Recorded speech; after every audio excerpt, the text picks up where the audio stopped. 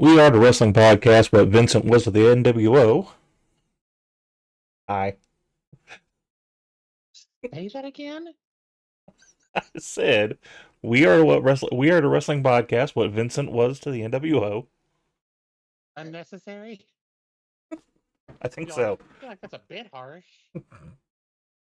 You got it too. I'm Mike. With me as always is Tori. Hey Tori. We decided to do a little programming change today.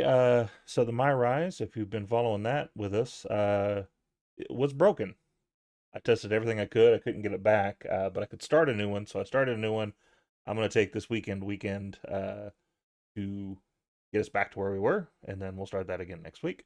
But we decided we wanted to kind of talk about some stuff going on. So we've got a little bit of breakdown for NXT that just happened a couple of days ago. We've got Good show. It was a good show. NXT. Collision, which was a show.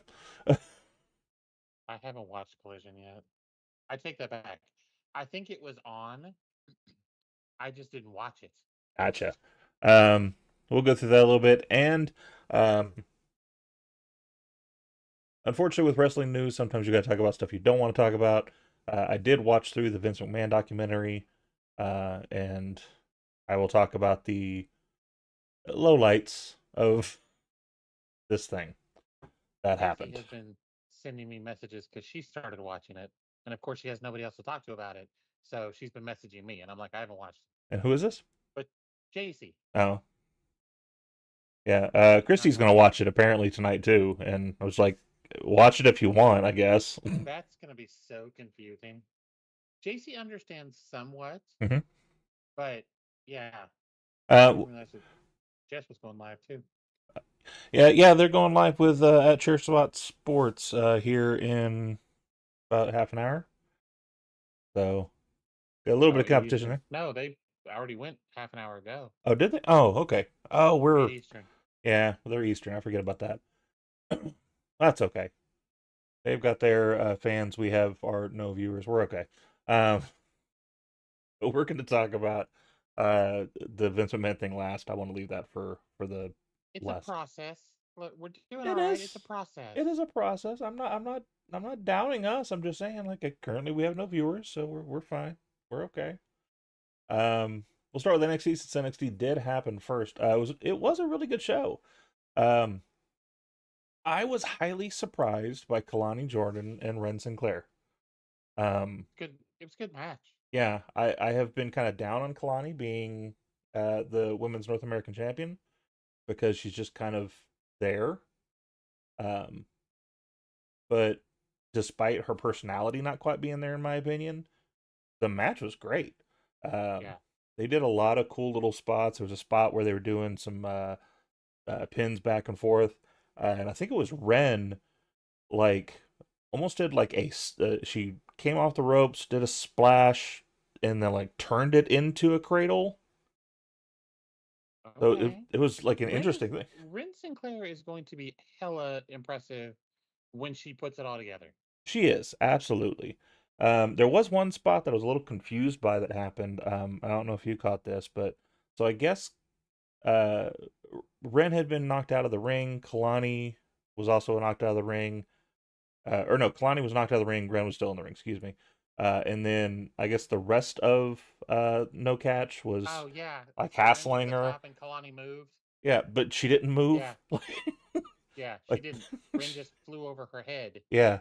So I don't know if that was a like I don't know if she jumped too far. I don't know if she was supposed to move or if we're gonna have that be a story beat because Ren is already kind of being hassled in the No Catch.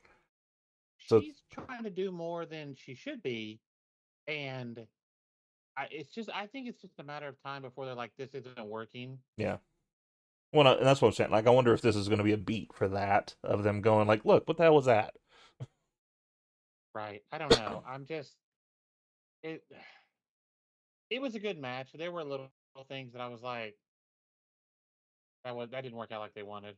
Yeah. But so after that little accident that happened outside, Kalani then turned the tide, got Sinclair back in, and allowed to hit the split-legged moonsault for the win.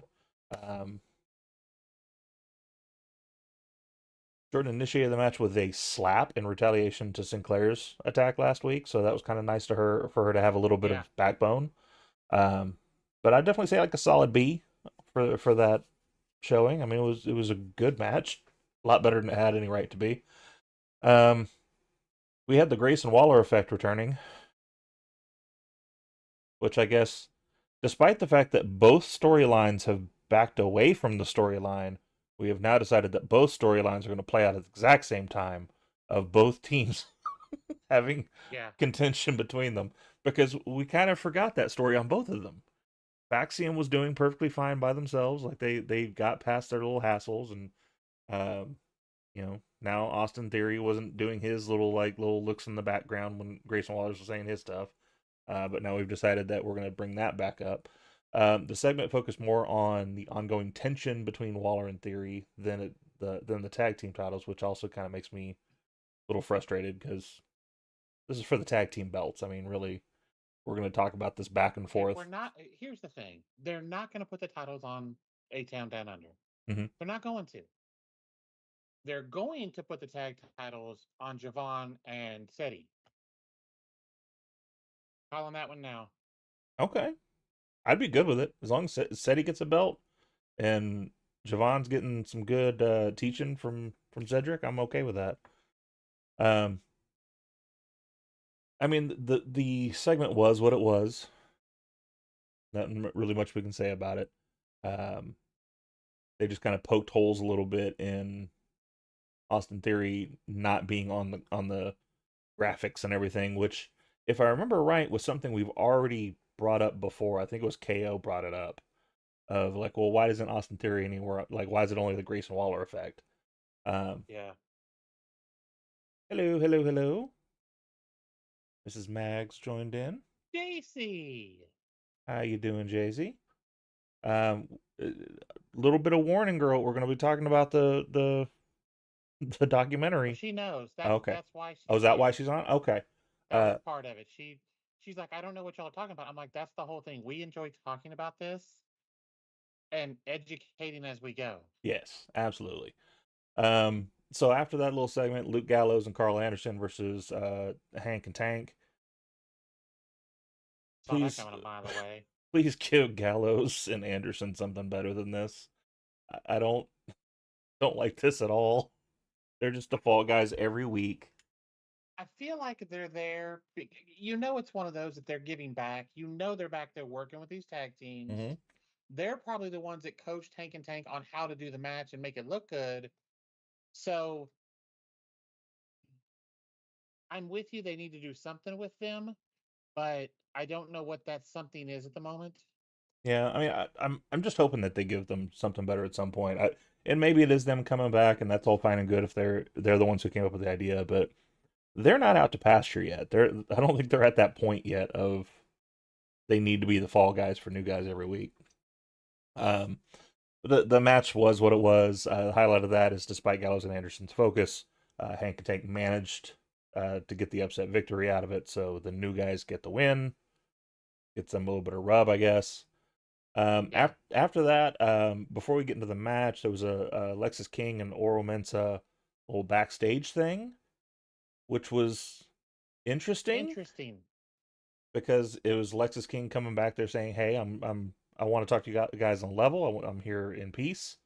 And basically just trying to say like, "Hey, we've got a lot more in common than you think Yeah. because you had dad issues, my dad wasn't there. Like, there's more there than what we have handed to us. So maybe that's something that's gonna have them end up together at some point. I don't know. Um, Yeah. I don't either. I'm just like, I doubt it though, because Mensa did use some underhanded tactics to get the win. He had his feet on the ropes, so he kind of played the heel role in that. I don't know if that means we're gonna turn Lexus at some point. I mean, he has a punchable face. I don't see him as a face anytime soon. Um, he does have a punchable face. that with that drawn on beard, yeah. Yes. That is so bad. Somebody else has joined us. Say hey. Hello, We hello. here. Yeah, glad to have you here. Ridge Holland versus Riley Osborne. Jesus Christ, he dog walked the shit out of Riley. um, and hearing her scream in the background, like Thea, she was given some like horror flick run for her Yeah. money screams in the background. But yeah, so Osborne started off aggressively, but yeah, like as soon as Ridge got the upper hand, it was done. He laid him out, which I kind of feel is what's going to happen with this until he gets to the big man himself. So at that point, once it gets to the top of that chain of you, I But he think already took Chase out. no, not Chase. So who? Here's the thing: I like Chase, I do. He is not the big man in the group. You talking about Duke? Yeah. He took him out last week. Or week before last or something. In a match though, I thought it was just like I thought that was the turn. The turn he took him out, which we can file that away with. He got surprised because he got turned on that night. But when he actually gets him in a match, then at least you'll have like power versus power instead of just Right. whatever that was because he just got beat down. Um, A Town Down Under versus Javon Evans and Cedric Alexander. This all happened just because Ced and Javon were backstage. They were talking about the coming up match with Javon and Randy Orton. which is coming which is up. going to be so good. Which they are stacking that first CW show, because then we find out also later that First two CW shows, is it first two? Okay, Chicago and St. Louis. okay. Well, we found out on the first CW show also we're gonna have a Miz TV with Yeah, Obafemi on it, and that's gonna be huge. Obafemi and Tony. Yeah, It's so both of them. so that's gonna be good on there, especially because Miz is gonna be poking at Tony about him walking away, being scared, and all that stuff. So maybe we get some firing up Tony from will end him. up getting a match with Oba or with Miz, Yeah. and Miz Um. will take that L to give the rub. Yeah. So decent match with the A-Town Down Under in those two. I'm glad to see Seti doing something. Cedric is There were a too few talented. spots that Yeah. you could see Javon's youth. Yeah. But Theory did get to capitalize, and they did the A-Town Down finisher. Finish that out. Some of those high spots, yeah, definitely did seem a little disjointed. There were a Good. couple just moving around that weren't. Again, it's just Javon's youth. He's Yeah. 19. Throughout the night, kind of the thread of the episode, you know how I like threads. We talked about that before. Was this press conference that we're kind of leading through. First, we had uh, Ethan Page with his segment. Little note: the last person that asked the question is Cora Jade. I guess they just had the talent was the ones asking Oh, questions. You could tell it was her voice. It was just didn't try to hide it at all. Um, then Trick Williams did a little bit, and they were talking about that. They also had a nice little backstage with both of them and CM Punk, who's going to be the guest referee for that match. yeah. Just kind of, of course, Ethan, hey, I need you to be on your game because I've seen how you are as a ref, or rather pretending to be a ref. Um, There's no chance that he doesn't. That Punk doesn't get involved. yeah. I do find it kind of interesting. Ethan Page in his little press conference piece was talking very favorable of Trick. So I don't know if that's for things to come, of like he's gonna eventually kind of turn a little bit, but he didn't really say anything negative. He said, hey, he held this company up on his shoulders for as long as he needed to, and now I'm here to do it. And but never, didn't really say anything negative. So I don't know what that means. But all that led up to the press conference with Roxanne and Julia, which Go ahead. interesting. Well, first of all, we had Funaki, which is SmackDown's #1 announcer, out there translating for Julia. Um, so it's nice to always see him out there. Like it's just fun. And here's the thing: I've said this before, and we've got it a little bit with Shinsuke and with Asuka and with the Damage Control. Let them just speak in their language. They sound a lot more passionate and a lot more into it when they're talking what they're comfortable with, rather than trying to talk English. What? So How big is your audience right now? Me and just Chasey. Why? I just want to know who I was going to announce so that I'm going to go take a shit. I hate you, Grace. that's a different stream on a different thing. Yeah, That that's a we different stream. We don't do that here. yeah we charge for that. Um, that's only poops. Um, so yeah, him translating it to me is a lot better. I would rather her just talk in her own language. If they do subtitles in promos, I'm good with that.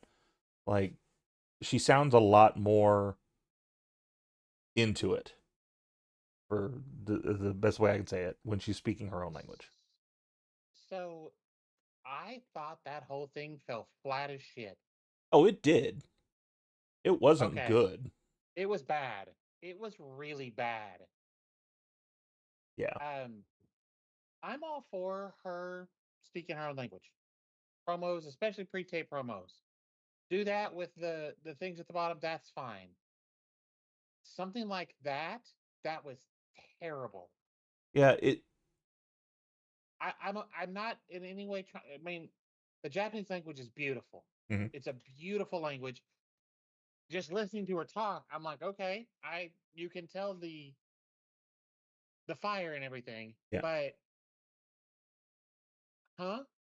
Yeah, it's a little weird. Like I say I love to see Funaki out there, but that's just because I love Funaki. He's awesome. However, Funaki can't speak English very well either. Right. And So that's it doesn't really help when he's the one translating. If there was someone out there, like even just to say like she's doing her own thing with damage control, but Dakota Kai.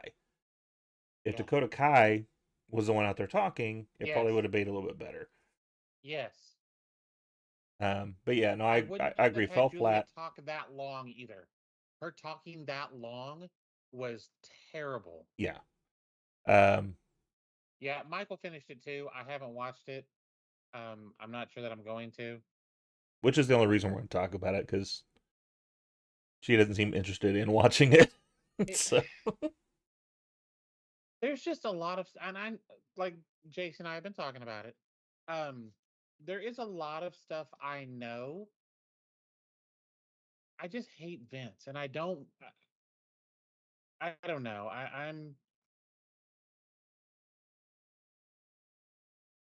I don't know. I may go back and watch it. well, we'll dig into it. I'm going to tell you right now, like this will be just a little bit for you to not feel bad about the fact that we're going to spoil what's in it. Um, you are not going to be surprised about anything that's shown. Okay. So it's literally just going to be a rehash recap of things we already knew because we're in the space and we've read the news and all Right. that. And So that was JC was telling me some of it, and I was like, she would tell me something, and I would, ex, you know, expand on it. yeah. So there's And nothing really new she for did us. watch some with me, so she knew some of it, but Yep. Go through we'll just go through Dynamite here real quick. Christian Cage was a backstage segment. Apparently he was going to cash in tonight, which no, no. then Oh, okay. Then I missed that segment, yeah. Well, so it was him coming out. So he came out and then Kip yes, Sabian interrupted, stealing the pen. which was great. The Danielson Nigel match was fantastic. It absolutely was. I will say I You think didn't overshare, JC. It's fine. I knew most of it. I hate Vince with a passion. and it's we love talking about this stuff. So there's no such thing as oversharing when it comes to Yeah. wrestling stuff. So it's fine. Um, so the match was great. I absolutely loved the match. It was so good. You could even see at the very end of it before he taps out, Nigel says thank you. Oh, I didn't see Yeah, that. he kind of mouthed. I don't know if he was supposed to or if it picked it up or if they were even going to talk about it, but he said thank you before he tapped out. Um, just kind of thanking Brian for like this might be his last match. This might be it.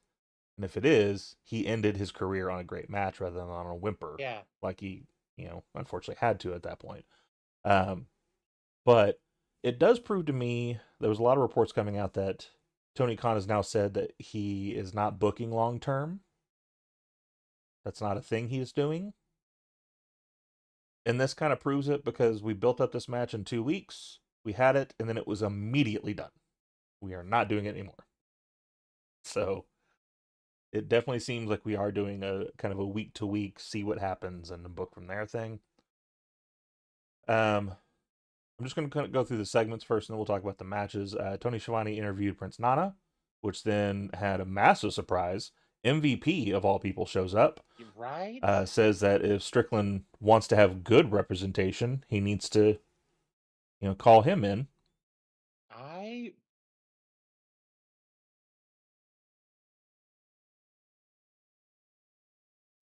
I don't know. I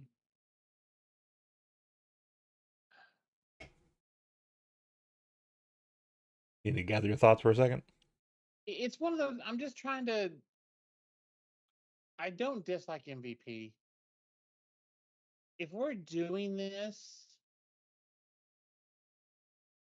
to bring in Lashley and get Lashley swerve, I'm not interested. Okay. I don't dislike Lashley. I'm not interested in Lashley. So I'm with you on that. I think we have to build Lashley back up. Did you watch any of his stuff in TNA when he was in there? I don't remember it. I know I've seen some of it, but I don't remember much of it. So he was a ton more interesting in TNA, and Okay. that's because they let him talk how he talks. Which was not much. Like, so they kept him kind of quiet. They Right. let MVP do all the talking. He was with him at that time too, and so he was just kind of like he was Brock, for lack of a better term. He was playing Brock. He did the MMA stuff. There was a couple of like octagon matches that they did. He'd I come knew out there with that. the gloves on. Like, he was almost doing like he was a Black Brock.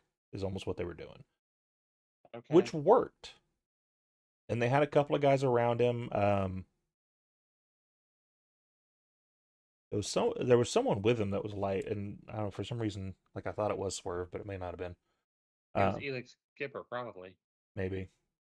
But if they bring him in to build him up and get me interested again, I'm good with it. But yeah, if he comes in immediately faces Strickland, then that's dumb. Let's not do that. Because they're going to end up giving him the title then, and I don't want that either. Yeah, I'm not. But he did hint at the Hurt Business somehow coming together in AEW. I wonder. I do wonder if WWE trademarked that, and if they did, if it's ended. I don't know.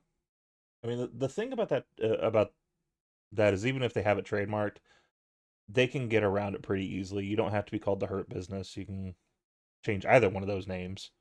Right. Like, what did I say the other day? The pain Pain conglomerate or Corporation or something. something Yeah. like. Um, Pain Corporation, I think is what you said. Whatever.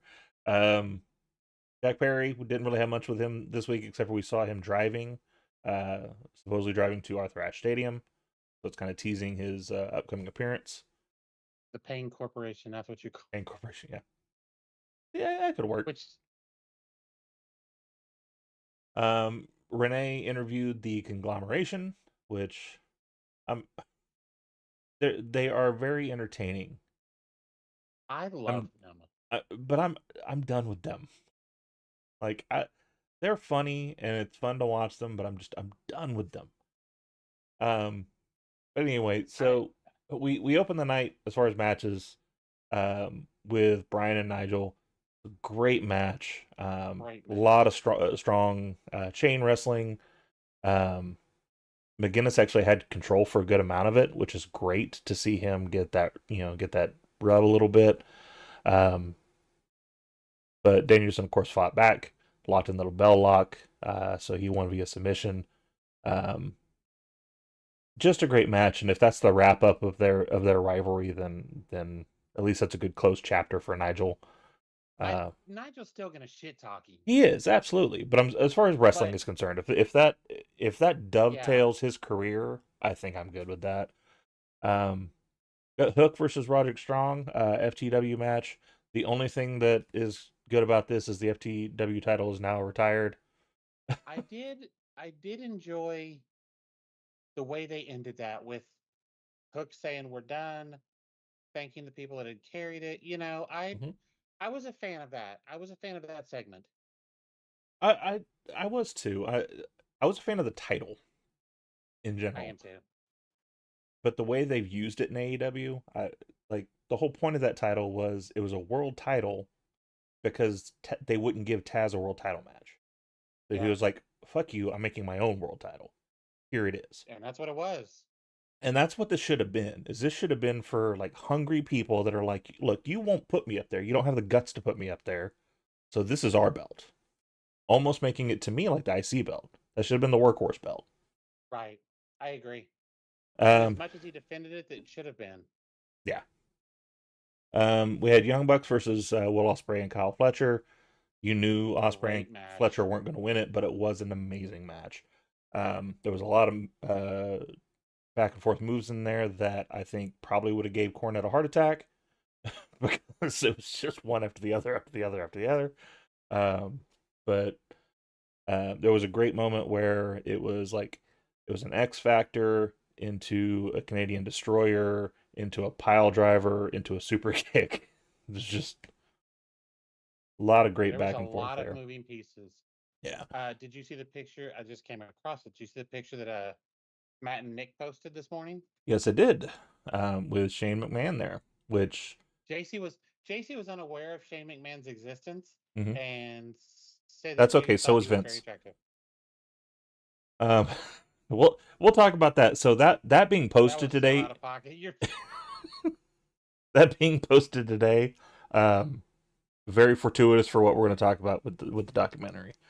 Um, because there's some stuff in there that we know most of it. There was little tidbits that they sprinkled in that I didn't know, and so it'd be fun to talk about.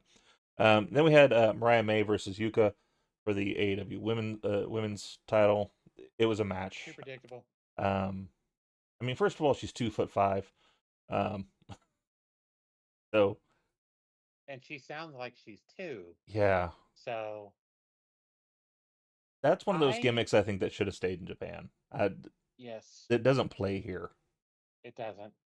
but it was a decent overnight. Like I wouldn't say it was their best by any stretch of the imagination. I think the uh, Danielson match and the Young Bucks match, I think that kind of lifted up the show for it to be a decent night.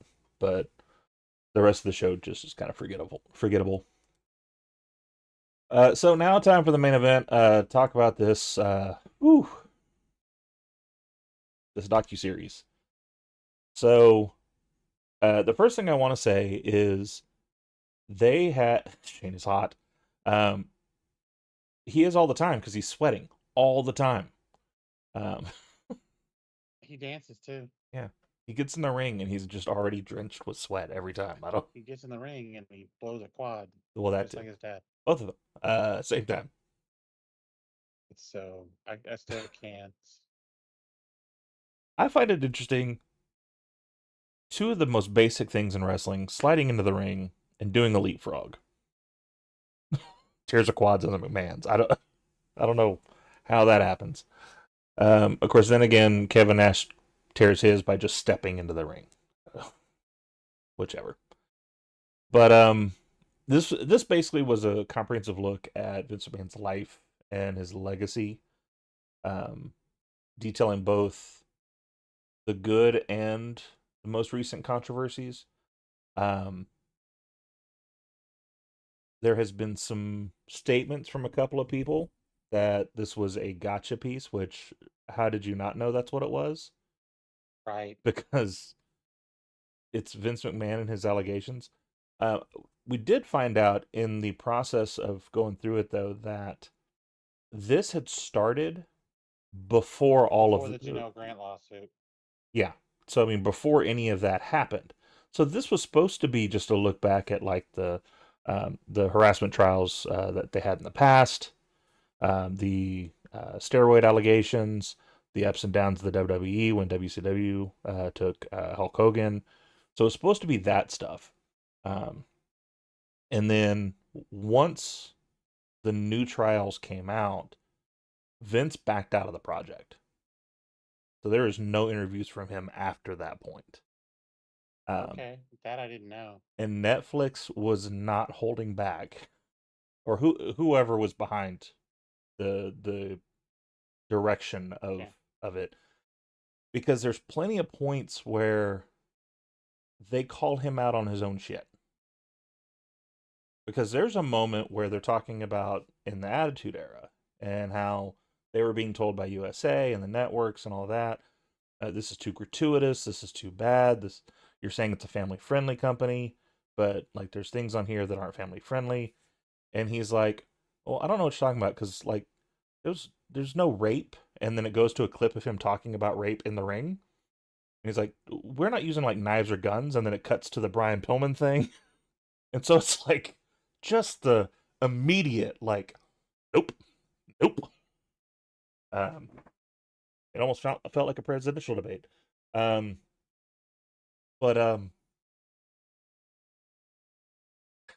You were on one tonight. I am. So it talked about the rise of the WWE. It talked about the beginnings of it, where it was Vince Senior that was trying to make something out of it, and it talked about how Vince got the company. Which one of the sprinkled things that I learned, Vince legitimately bought the company, which I didn't know. So he came to his dad and he was like, "Look, I want to buy your company. Here's the payments I'll make. Here's when you'll get your last payment. If I miss any of these, you get your company back and you keep the money." And essentially, they were paying him out of the profits they were making once they took over the company and changed the direction. So for a while there, it was like robbing Peter to pay Paul, but that was his deal with him. Is like, look, I want it, but I'm gonna pay for it. not to put not to put a good shine on a bad person, but I will say you could tell a lot of this had to do with him trying to get that attaboy from his dad. That's what a lot of this comes down to. And the way he reacts to his kids, you can see came a lot from how his dad reacted to him. So, Yeah. unfortunately, tragic in how that family worked, which we'll talk about a little bit of that in a minute. But so they talked about that. Talked about how they had Paul Heyman on. Paul Heyman talked about how when Vince Senior was going around and meeting all these people, how he was making the promise of, we are not going to ever try to combat with any of you. And then the moment Vince Jr. got it, that's exactly what he did. Which Vince basically just said, yes. Like he had no fighting that at all. He's like, that's exactly what I was doing. I was going around getting all of the best talent I could to make the best show I could. And then what he would do, which this was a little tidbit, like you could see it happening, but I didn't know this was happening. Is so like say he grabbed, you had down in this area, you had Andre, um, Junkyard, a couple other people. He would take them and then run shows in that area after they took them. You start taking that fan base almost immediately. Harsh shit. Um, they talked a lot about the beginning of the Vince McMahon character and kind of where that started. Um, a lot of people always say it started with the growing of Bret Hart. Um, they kind of pushed it more to a little bit after that. It was more when they decided to bring in Mike Tyson, and at that point, which talking about that brought up a funny little bit.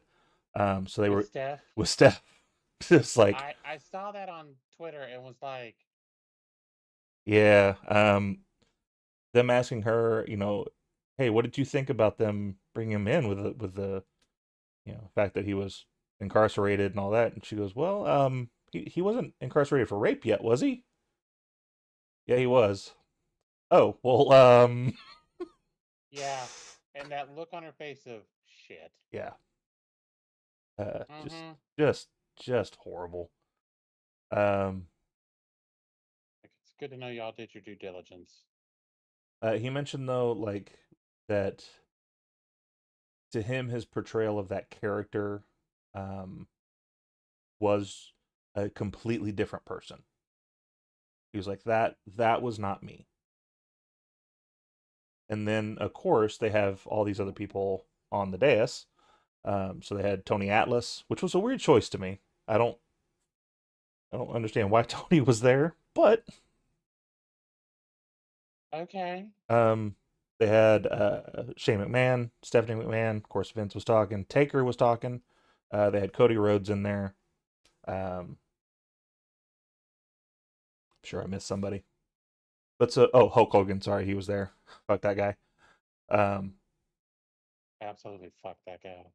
of course, they had Paul there, and then they had Bruce Pritchard as well, which I would say probably about 70% of them were like, no, that was totally him. what you saw of Mr. McMahon was who he was. Which the one that hit hardest to me was Bruce Pritchard. Because Bruce Pritchard flat out said, no, I will tell him at times, like, look, no, what you just said in the ring, you said to me face to face in the back. Word for word, verbatim at the same level. So I know they're still friends, but he had no problem saying, like, no, that was, you are that guy. They talked about a little bit about the spin that they were trying to do when they were trying to kill that character, and then the unfortunate events that happened right after that. Edwin? No. Oh. Been a while. Because it was literally that next Monday. The next Monday, Yeah. that happened when they were supposed to be going through the death of the Vince McMahon character storyline. Yeah. And so they talked a little bit about that, of how, like, well, you know, we hear that morning that the three of them are dead. We scrap all our plans. We do this show. And then towards the end of the show, Tuesday. we start hearing the stuff that's really happening. They got full confirmation Tuesday Yeah. after they ran that show, and they immediately were like, okay, we're going to pretend like that never happened. Yeah. Which was unfortunate. And they talked a little bit about that specific situation as well. They brought Chris Nowinski in to talk a little bit about CTE. We found out that Steve Austin doesn't believe in CTE, which is a weird take, but it Okay. is what it is, I guess. I But don't understand that, but okay.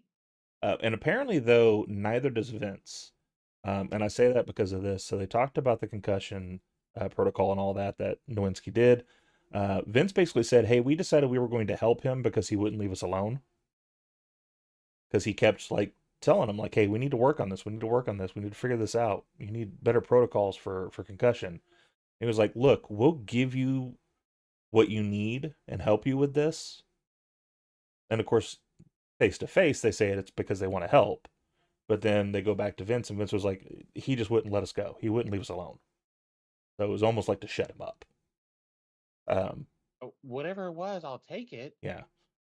Which they asked Nowinski that, and they said, like, well, do you think it was to make the company look better, or do you think it was to actually help out the boys?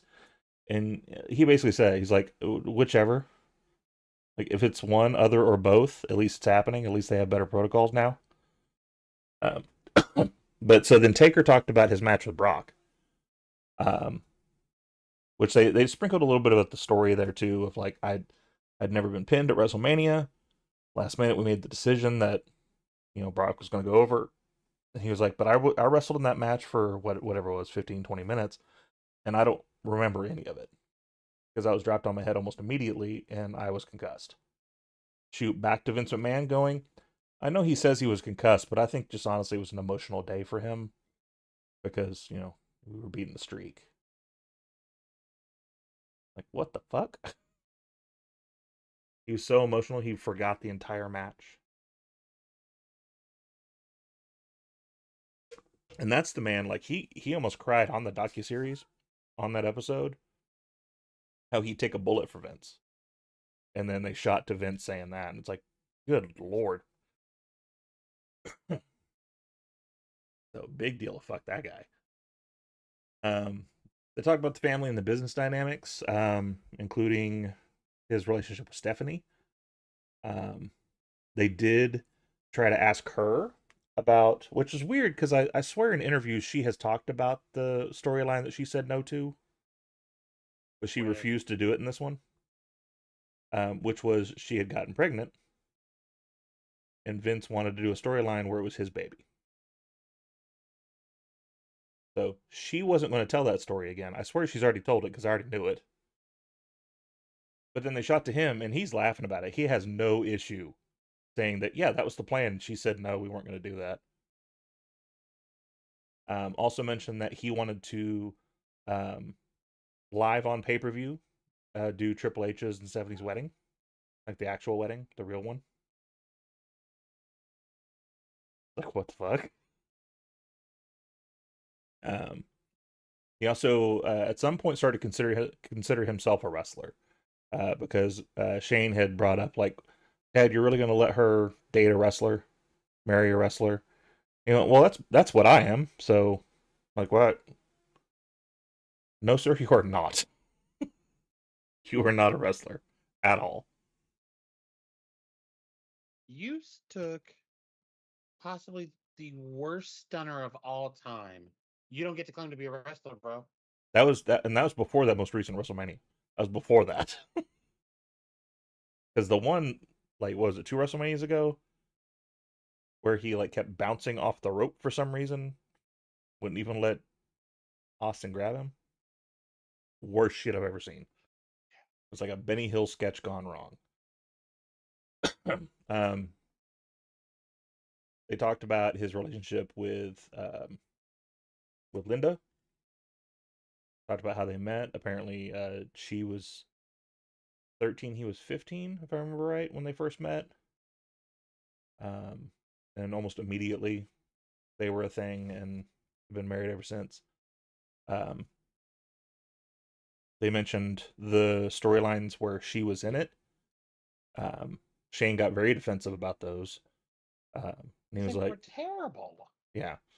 Um, I will say though, I did feel a little bit better about some of the stuff because they also had Trish on there when they were talking about like that part and the sexual assault stuff and all that. Um, Right. and she was like, a lot of that stuff that I would do, talking about herself, she was like, Mhm. Linda came up with a lot of that. So like, there's the infamous scene where they're in their house and she's comatose sitting in the chair and Trish kisses her on the forehead.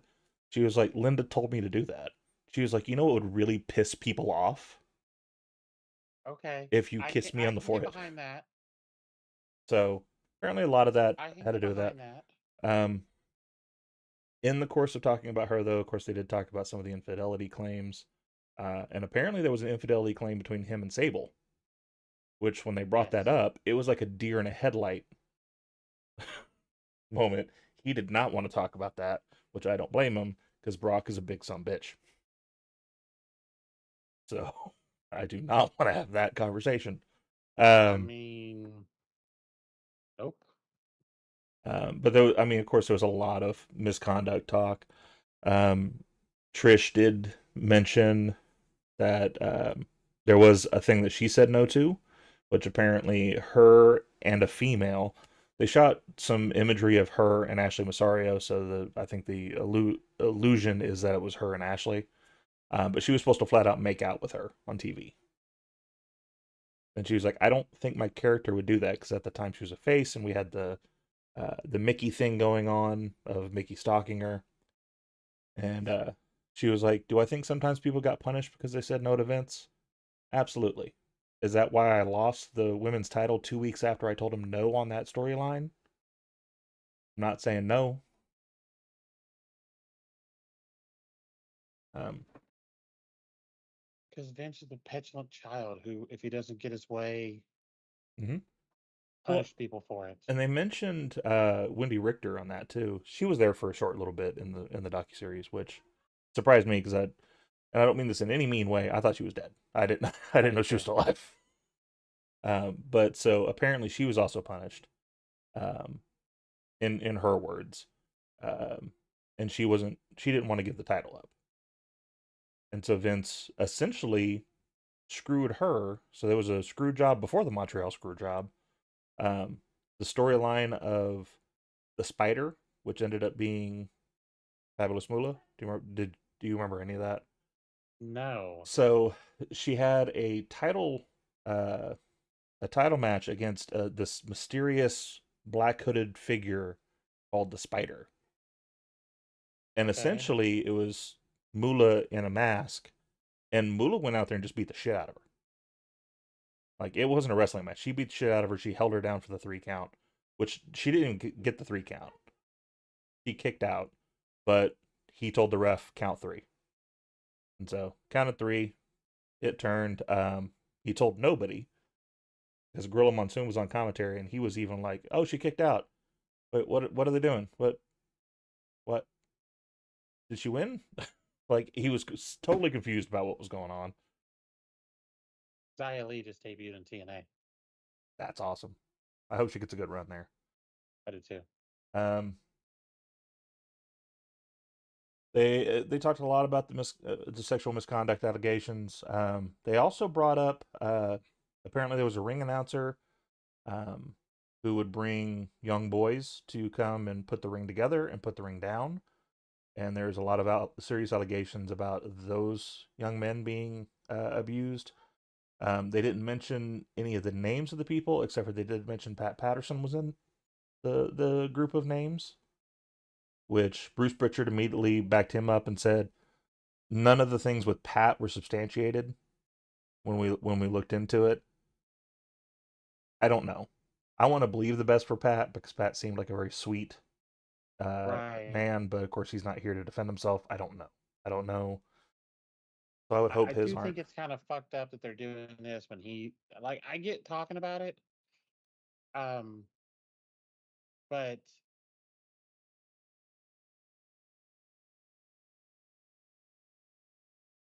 Yeah. Well, and for those that don't know, Pat Patterson uh, was a gay man in a wrestling world at a time where that was very not frowned okay. upon, very not okay. And so he hid it for years, which is hard to do in a locker room, I would assume. Um, Tony Atlas did say there was an incident with him and Pat, which I'm just going to leave that there. Watch it if you want to watch it. But he's the only one that said anything negative about Pat. Um, bu- bu- bu- bu- bu- So some viewers and critics expressed concern about how deeply that docu-series delivers into these accusations, um, particularly given Netflix's relationship with WWE. While the series includes interviews with journalists who have covered these stories, some felt it could have gone further into exploring the implications. They didn't go too far into the current accusations, which I understand that fans think that they should have went into it more, but all of that's on hold at the moment, and I don't know if they could talk about it. Can they legally bring out any of that stuff when it's a current case going on? Yeah, there's only so much there's only so much they could say because of legal, ramifications of it. Mm-hmm. Um, some of the fun stuff that they did talk about, just old school stuff, which, you know, funny at the time, maybe not funny now, but things that happened. When journalists started jumping on the bandwagon of wrestling not being real, and every interview at that point was kind of a dig at them saying, well, it's all fake, though. They did talk about when Hogan and Mr. T were on that talk show. That the guy from Law and Order was the host of it, and he choked him out. Have you not seen that? Who was it? So it was Hogan. I can't remember his name. It was one of the guys from Law and Order. It was the older guy, tall, skinny, lanky. Always wore Richard dark Belzer. sunglasses. Yeah, Richard Belzer. yeah. So he was the host of the show, and he was like, "All that's fake. Like it's none of it would hurt." And so finally, he like poked and prodded enough that he was like, "Put one of your wrestling holds on me. Let me see what it's about." And he put him in a front chokehold and choked him the fuck out. Um, Hogan, Vince, and the WWE all got sued because Hogan just let him go after he choked him out, and like he fell so hard that the back of his head was bleeding because of like he just straight to the ground. And they talked about the Schultz situation of Schultz slapping the shit out of that one interviewer when he was like, "It's fake," and he goes whack and just like whaps him. And he's like, "Did that feel Who? fake?" So David Schultz, I forget the name of the interviewer. It was pretty pretty popular thing on the internet for a time. Um, just like in the midst of interviewing. Oh. Yes, that okay. You just seeing it. I just looked up a picture of him. I know who you're talking about Yeah, now. when he slapped the shit out of that guy. Of course, then again, also got sued, but we found out some backstory behind that, which is he was doing an interview with Hogan. And the whole thing was supposed to be them talking about Hogan's match coming up and the popularity of wrestling and all that. And questions were coming across that were trying to poke holes into wrestling. And so he went and told Vince, he's like, "Hey, this guy's not back here trying to find out about us. He's back here trying to disparage the business." So Vince, being Vince, went back to the locker room and said, "I wish someone would just take care of that guy." And left it at that. Didn't say go do anything or anything, but just enough with the boys of, I wish someone would do something about that guy. And so David Schultz was the guy. We didn't hear anything about him in this documentary after that fact. However, I have seen other interviews and documentaries about him and that particular incident. WWE disavows him after that moment. Like, he got fired. He got he got thrown under the bus from that situation. So, they talked about him and Shane. Shane talked a lot about, like, everything I did was just to hear him say he's proud of me, to hear him say that he wanted me to be part of this. Him coming back had a lot to do with that too, of like that horrible storyline of like there was something in a lockbox that we didn't know about and all that. Him facing the Undertaker and losing, yet somehow still becoming, I think it was Raw general manager after that, even though he was supposed to not be part of the company at all if he lost, but I digress. After that match with Taker, he goes back to the back. This was one of the few moments that I did feel kind of touching, because you saw a small moment that I don't think Vince knew was about to happen. Shane comes in for a hug, and then Vince breaks down, like, while he's hugging him. He's like, "I love you, son." Like, there's a moment there of like, oh shit. Like, I don't know if it was like flashback of like his dad never did that for him. He flat out said his dad, the only time he ever said he loved him was on his deathbed the day he died. Then he said he loved him. But Shane, in the interview portion of it, you could see obviously was getting kind of emotional about it. He was like, that's all I ever wanted. I just wanted the hug. I wanted the adulation of my dad to tell me I'm doing a good job. Like, that's what it was all about. Everything I always did, everything I always tried, everything I always stepped out of my comfort zone with, was all just try to make him proud of me. Which, of course, then they slip and talk to Triple H, who mentions that like every performer in the WWE pretty much has the same statement, which is, Vince has been like a father figure to me. And so, kind of fucked up.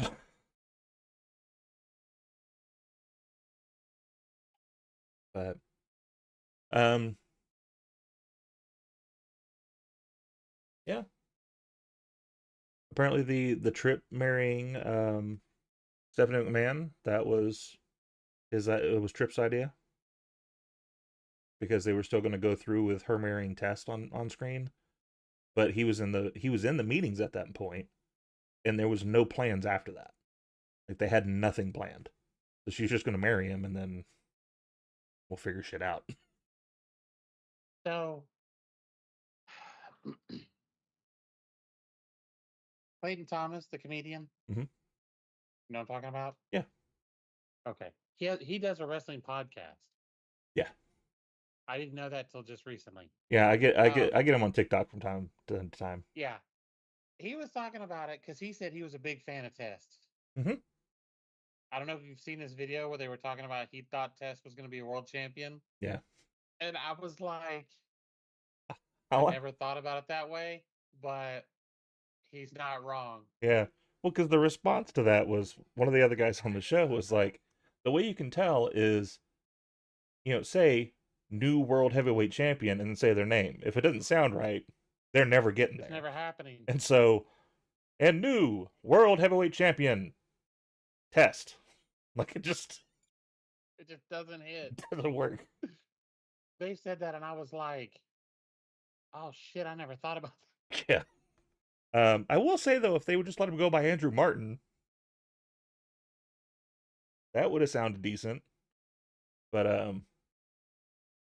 I think Test in his later years before he passed, I think he would have more likely been in that role because he definitely got a lot better.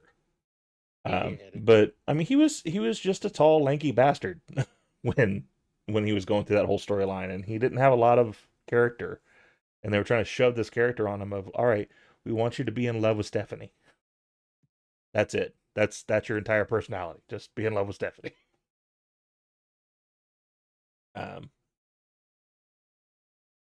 but so I would say that's pretty much all I got out of this series. Like it was 6 episodes that really talked about a nuanced portrait of McMahon's legacy. The very end of it, they go from him like stepping down, um, and then coming back in, and then the allegations happened, and he got sued. He got actually brought to court for him, and then him backing back out, selling all the stocks. Like they kind of went through all that in the last like 10-15 minutes. To show like, well, now he's completely out of it, and so like, where's his legacy now? So I would say if you're watching our video, if you are a wrestling fan that doesn't know a lot of behind the scenes stuff, it's a good watch.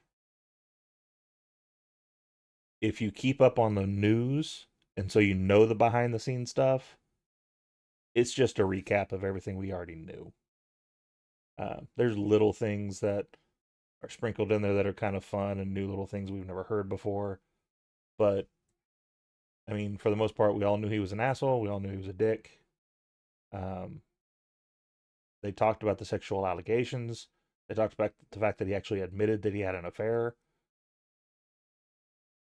They never get Linda's response on that, which I found kind of telling.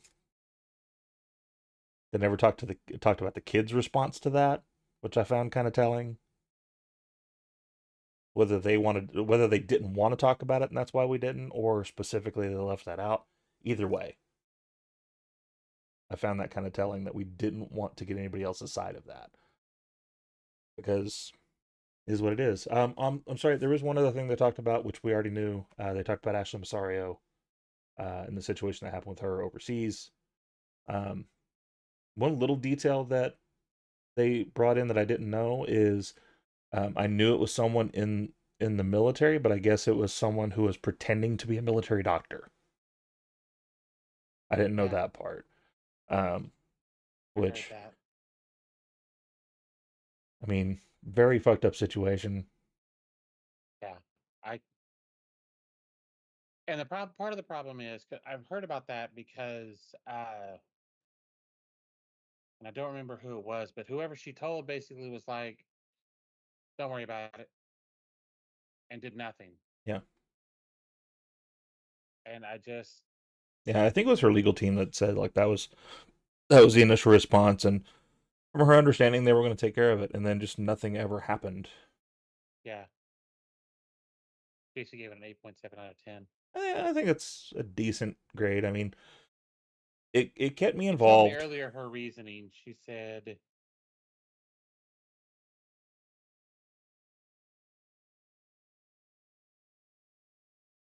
"The only reason that hires is because it's a hard watch and cheering for those who have survived assaults, Hmm.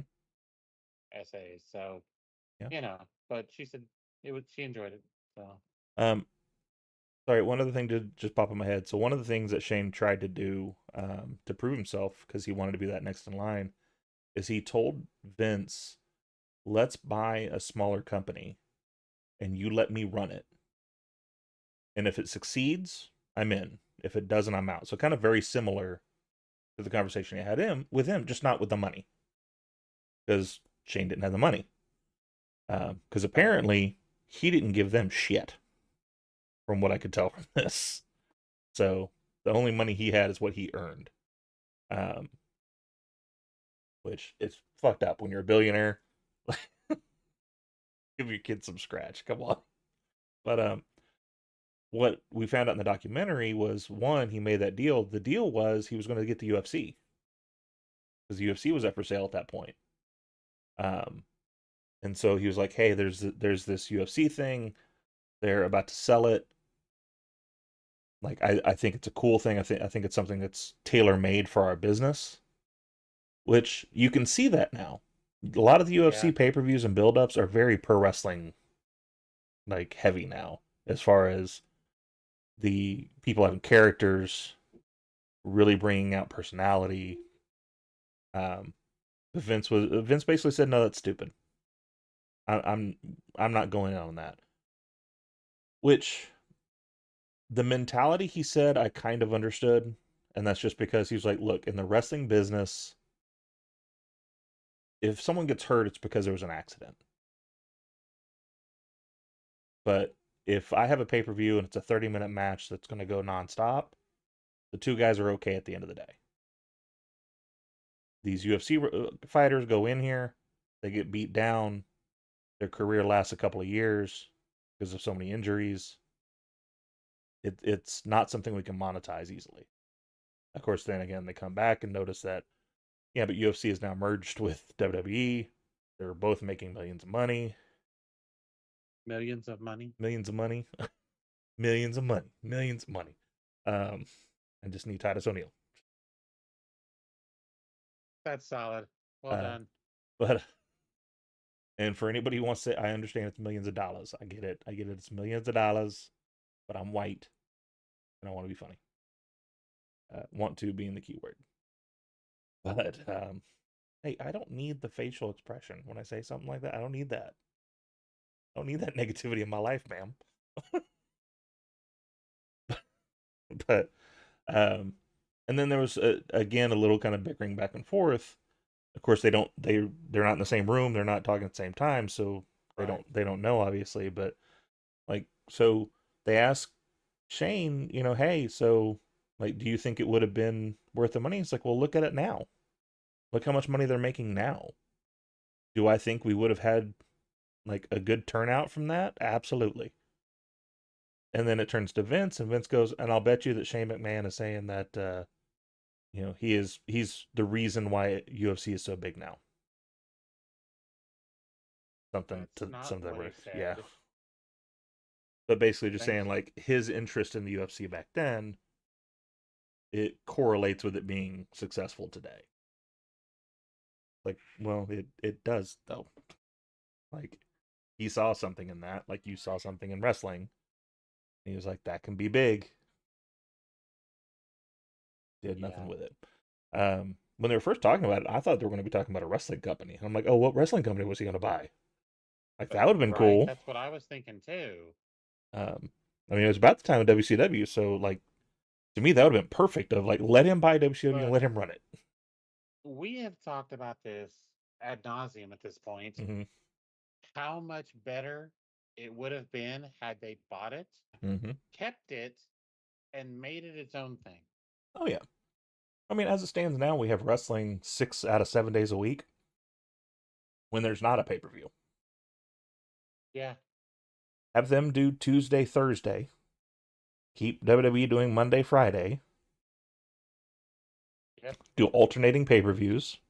Don't run pay-per-views on the same weekend. It would have been awesome. Don't run pay-per-views the same month. That too. Well, yeah, I mean, at that time, we weren't having them every single month. Eventually, when they decided every month needed its own pay-per-view. But, I mean, we could have already had like a crossover situation like we're having now with NXT and TNA, because they could run those storylines back and forth. You have Vince McMahon, owner of WWE. You have Shane McMahon, owner of WCW, and they're at each other's throats. Yeah. Trying their best to put each other out of business. When they're not actually doing that, it would have been awesome. That's why when Shane showed up at Nitro, it was such a big deal. Yeah. Because Shane was at Nitro. Yeah. when they talked about that a little bit, and like it did give me a little bit of nostalgia bug because I remember that because we didn't really have like we had internet, but we didn't have internet, and so We didn't have what we have yeah, now. no one freaking knew that was happening. No. So when it shows There were up and there it's were Vince looking up, rumors. There were rumors. there were rumors that they were And going down, obviously, but well, no, there was the rumors that WWE was buying them, and then of course the news stations picked that up and ran with it. So mhm, there was some chatter about it.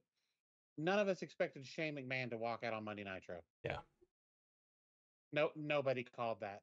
yeah, Nobody had that on their bingo card. no, it was like it was a monumental moment, and then it got me thinking about like all the other moments of like when Scott Hall showed up on WCW for the first time. Hell, when Lex Luger showed up, and like he was At Mall of just America. yeah, he was just at a pay-per-view, Yeah. and then the next day he's in Mall of Yep. America standing in front of Hulk Yeah. Hogan. That shit was crazy.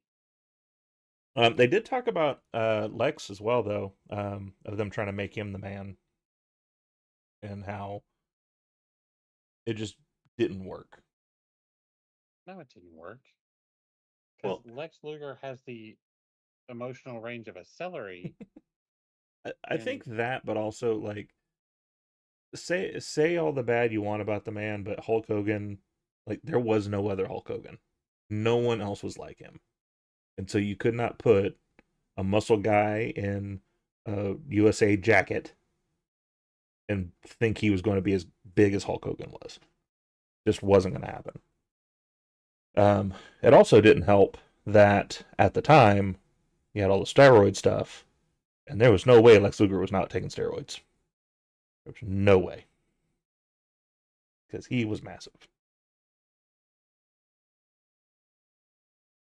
But yeah, I mean that basically rounds out the documentary. Um, I agree with you, Jace. I think 8.7 out of 10. I think it's a fair enough assessment. Um, had a lot of I don't want to say good information because because it wasn't good, but um, a lot of interesting stuff to learn about. And I do wish they would have gone a little bit further if they could, but I don't know if they could or not. They might not have been able to talk about the current stuff and all that, but I do think the moments they couldn't talk about things, Netflix did a good job of putting in title like subtitles or little caplets of like Vince, him quitting after the allegations happened. Like he never returned for another interview after that. They had no problem putting gotcha. that in there and saying, like, it's obvious something's going on because he never came back. Which is obvious because he didn't have that weird like Gomez mustache in the documentary. That mustache is just so off. It's so weird because like he went through his entire life. Like there were reports of people saying he thought you having facial hair made you weak because you're hiding something. Which side note, there's a Snapchat filter that's going around now called No Beard. I want to say don't do that. Anybody who has a beard, don't do that. I did it, made me sad almost immediately. I looked like Uncle Fester. Did not. You look like Uncle Fester too? Okay. Ma'am.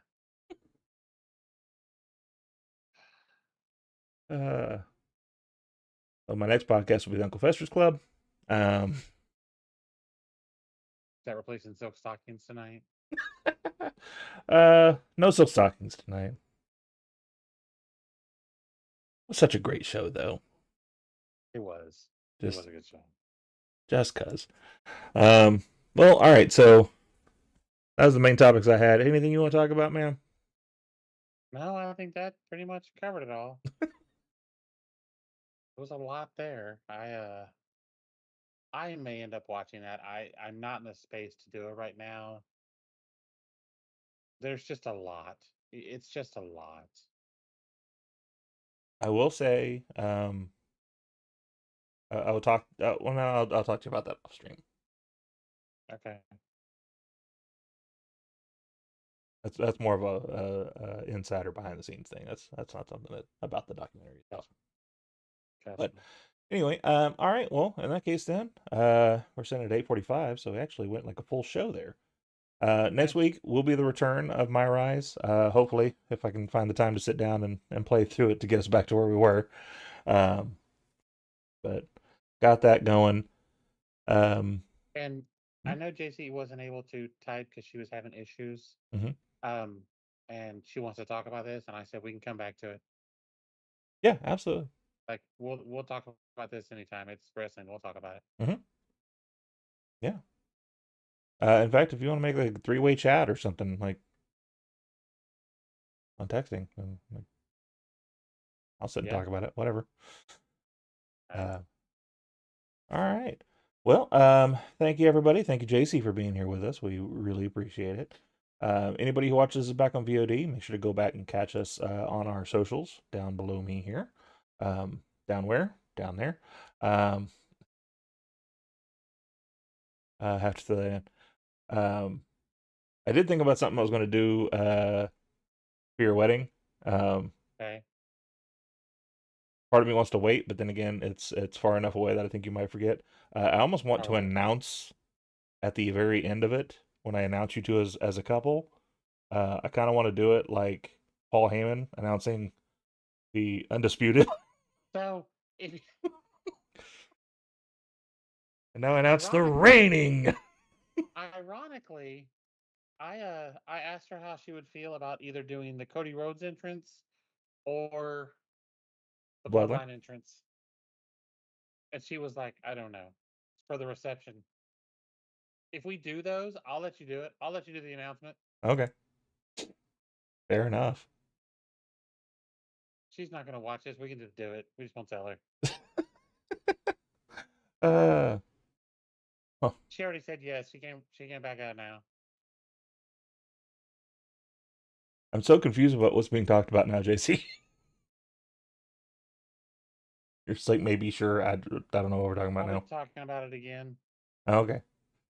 My brain's like 5 hours ago at this point. But all right. So follow us on our socials. They're shown on the screen there. Catch out our TikToks. They're still coming out daily. I'm gonna make sure to post more Monday through Friday next week. We are getting a lot better numbers with being in the evening, so it probably will stay in the evening, at least for the foreseeable future. We got quite a few new followers on there and on Twitter as well. Been doing a lot of follow trains with Cheer Sports. So been getting a lot of followers there. Cheer shots, excuse me. Yes. So all right.